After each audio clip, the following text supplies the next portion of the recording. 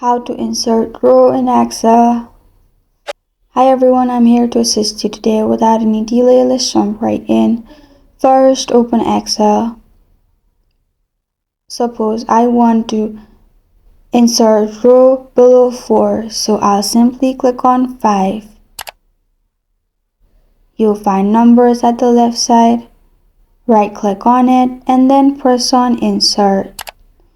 After you press on Insert, you will find a new row pop up. As you can see, I wanted below number 4 and it's below number 4.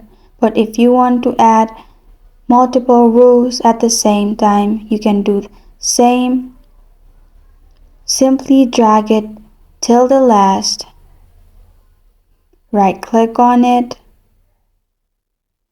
After you right click on it, again, you will find all these options. Click on Insert. As you can see, multiple rows has been added, and this is how to insert row in Excel. Thank you for joining me today. If this video helps you out, please leave a like and subscribe for more. Got a question or want to suggest a topic? Comment below. Thank you for watching.